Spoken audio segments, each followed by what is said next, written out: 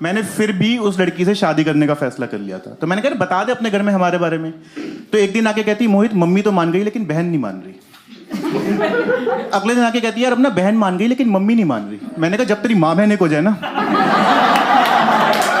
तो मुझे बता दी। मैं कंफ्यूज हो रखा हूँ, शेरवानियां ऐड कर रहा हूँ, डिलीट कर रहा हूँ, यही करता रहूं मैं यार।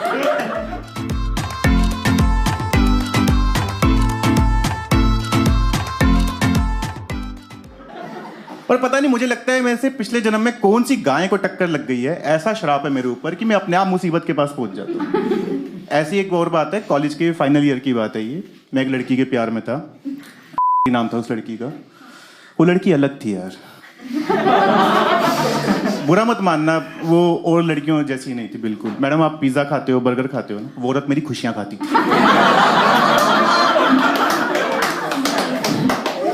उस लड़की का नशा था फोन पे बात करना।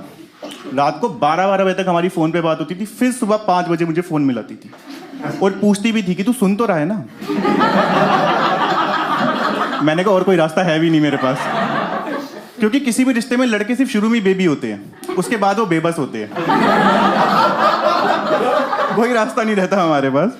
मेरी नींद हराम हो गई थी यार, और मेरे को नींद इतनी प्यारी है आप यकीन नहीं करोगे, मैं घर में 12 बजे से पहले सो के नहीं उठता। मेरा बाप मुझे सोता हुआ देख के सोचता है क्या यही था मेरा सबसे तेज वाला स्पर्म। तो बाकी के तो रेस लगाने भी नहीं उठे होंगे फिर। ऐसे इंसान से रात भर बात करवाई जा रही है। मैंने फिर भी उस लड़की से शादी करने का फैसला कर लिया था। तो मैंने कहा बता दे अपने घर में हमारे बारे में। तो एक दिन आके कहती मोहित मम्मी तो मान गई लेकिन बहन नहीं मान रही। अगले दिन आके कहती यार अब ना बहन मान गई लेकिन मम्मी नहीं मान रही। मैंने कहा जब तेरी माँ बहन एक हो जाए ना तो मुझे बता दी। मैं कंफ्यूज हो रखा हूँ, शेरवानियां ऐड कर रहा हूँ, डिलीट कर रहा हूँ, यही करता रहूं मैं यार। बस ये मेरे आखिरी शब्द थे उस रिलेशनशिप में। 1-1.5 साल चला था यार। तो बंदे का दिल तो टूटता ही है उसमें। तो बंदा क्या करता है, पीने की तरफ जाता है। तो मैं अकेले पीने जाता था दोस्तों के साथ, क्योंकि मेरा ये मानना है कि दोस्तों के साथ खुशी बांटने से 2 गुना हो जाती है और गम बांटने से 4 गुना। इन सालों को पता चल जाए कि तुम्हारा कटा है एक बारी, ये पूरी जिंदगी EMI में लेते हैं।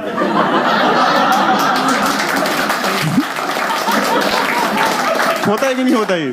जब जब तुम पैक बना के बोलोगे ना चीयर्स यार गाने चला दे, एक कहेगा भाई वो छोड़, तुझे पता है इसके साथ क्या हुआ उस दिन। और मैं नहीं चाहता था जो मैं औरों के साथ कर रहा हूँ वो मेरे साथ हो। तो मैं अलग जाता था। अलवर में था मेरा कॉलेज, वहां से 20 किलोमीटर दूर एक जगह है काला कुआं। मैं वहां जाता था कि कोई ना है, और 1-1.5 हफ्ते तक सब सही चल भी रहा था। एक दिन वहां पे भी 2 आ गए। एक का नाम था नीरज और दूसरे का सोनू। ये नाम मैंने बदले हुए हैं। ये मैंने क्यों बदले, जब तुम आगे इनकी हरकतें सुनोगे ना तो तुम कहोगे सही किया, वरना ये वीडियो निकलने के बाद ये आत्महत्या कर लेंगे। तो मैं वहां पे बैठा हुआ हूँ, ये दोनों मेरे सामने आए। अब इसमें जो ये सोनू था ना, इसने पहले से ही कुछ कर रखा था, अलग ट्रिप में था, मुझे नहीं पता क्या कर रखा था। वो मुझे तब पता चला जब इसने अपनी गर्लफ्रेंड को फोन मिलाया। तो वो लड़की नहीं कहती the number you are trying to reach is unreachable, कह रहा अपनी बहन से बात करा। कह रहा 2 दिन से फोन लगा रहा हूँ, आज बात होगी तो घर के नीचे आ रहा हूँ मैं। मैंने कहा कैसा अद्भुत प्राणी है ये। थोड़ी देर मैंने इनके साथ बात करी, आधा 1 घंटा। फिर मेरा मन किया चाय पीने का, जो कि उस रात नहीं करना चाहिए। मैंने कहा मैं तो जा रहा हूँ चाय पीने, चलोगे? कह रहे हाँ भाई क्यों नहीं चलेंगे, बिल्कुल चलेंगे। तो वहीं पे थोड़ी जान पहचान वाले की भी दुकान थी मेरी, क्योंकि काफ़ी टाइम से जा रहा था तो मेरी जान पहचान हो गई थी। वहाँ पे गए हम। अब भाई वहाँ पे हम तीनों पहुंचे तो वहाँ जाके देखा कि दुकान का शटर डाउन और ताला लगा हुआ है। मैंने फ़ोन किया, मैंने कहा कहाँ है? कह रहा भाई घर पे इमरजेंसी आ गई थी, तो मैं थोड़ी देर में आ रहा हूँ, तब तक एक काम करो, लड़का ऊपर ही है, उससे चाबी लेके सिगरेट वगैरह निकालो, तब तक आके मैं चाय बना दूंगा। हमने कहा चल ठीक है। तो भाई अब हमने कोशिश करी तो ताला तो खुल गया, वो जो शटर का लॉक होता है ना वो नहीं खुल रहा था। तो अब हम वहां पे रात को 10 बजे लगे लात मारने में। और हमें नहीं पता था कि उस एरिया में 1-2 दिन से हो रही है चेन स्नैचिंग, और पुलिस थी राउंड पे। तो थोड़ी देर बाद पुलिस की गाड़ी आके रुकी है पीछे। कह रहा दुकान खोल रहे हो 2 कप दे देना। मैंने कहा वो तो जिसकी दुकान है वो आके देगा ना। तो कह रहे तुम क्या कर रहे हो? मैंने कहा हमें तो बस दुकान को कुछ सामान निकालना है। वो कह रहे कितने फ्रैंक चोर हैं ये? कह रहे इतने साल से काम कर रहे हैं, ऐसा चैलेंज तो किसी ने नहीं दिया आज तक। और ये बोलने के बाद हम फिर से लात मार रहे हैं उस पर। तो तो मैंने थोड़ी देर बाद देखा तो परछाइयां ना 3 की जगह 5 हो गई। मैंने पीछे मुड़ के देखा तो ये दोनों खड़े हुए थे पुलिस वाले। हमने बहुत समझाने की कोशिश करी लेकिन कोई फायदा नहीं। कह रहा गाड़ी में बैठो, थाने चल के होगी बात। उन्होंने कहा ठीक है भाई। अब उस पे भी मैं और नीरज जा रहे हैं पीछे की तरफ बैठने। इतने में हमने देखा ये सोनू ने आगे वाली सीट का दरवाजा खोला और ये ड्राइवर के साथ वाली सीट पे जाके बैठ गया, यूं हाथ फोल्ड करके। अब हम दोनों और दोनों पुलिस वाले इसे देख रहे हैं।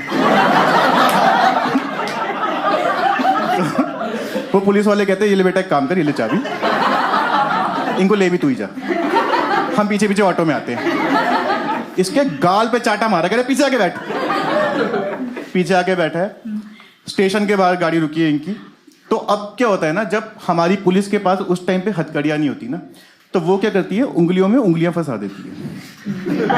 ये होता है। और मुझे इस बात का पता नहीं था। तो जैसे ही मैं गाड़ी के नीचे उतरा तो मैंने देखा एक पुलिस वाले की उंगलियां मेरी उंगलियों में आ रही है। तो मुझे लगा कानून मूड में है। मैंने कहा सर मैं हूं नहीं उस टाइप का, आप बात समझो, मेरे को मेरे वकील से बात करनी है। करा रहे तेरे वकील से बात। हम तीनों को अंदर ले गए हैं, लाइन से खड़ा किया हुआ। और ये सच बता रहा हूँ मैं, ये हुआ है। हम तीनों को अंदर ले गए, लाइन से खड़ा किया हुआ है। ऐसा दहशत का माहौल पुलिस स्टेशन में, कहीं से चीखने की आवाज आ रही है, कहीं से पिटने की, कहीं से किसी चीज की। मैंने कहा भाई अगर बात आगे बढ़ी मैं तो सरकारी गवाह बन जाऊंगा। भाड़ में गई, ये दोनों अपना अपना सोचो। थोड़ी देर बाद वो दोनों पुलिस वाले आए हैं पूछताछ के लिए। तो सबसे पहले आके इन्होंने नीरज का कॉलर पकड़ लिया। कह रहा क्यों खोल रहा दुकान? कह रहा तमीज से। कह रहा बीजेपी में ना बहुत ऊपर तक बातचीत है मेरी। तो ये सुन के पुलिस वाले ने इसके गाल पे कांग्रेस दिया।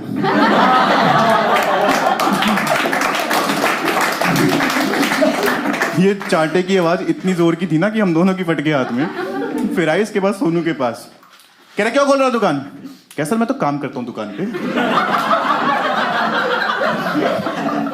तो अब पुलिस वालों को दिखा इसमें एंटरटेनमेंट। कह तू काम करता है? कह रहा हाँ हाँ। तो कह रहा चल फिर ये बता चाय कैसे बनती है। यू कर लिया लट। कह रहे बोल। एक तो होश में नहीं और ऊपर से फटी में। कह रहा सर पहले तो 1 कप पानी डालेंगे। कह रहा उसके बाद उसमें 1 कप पानी डालेंगे। कहता फिर ना हम उसमें 1 कप पानी डालेंगे। वो कह रहा बहन कितने कप पानी डालेगा? कह रहा बंदे भी तो 5 है ना।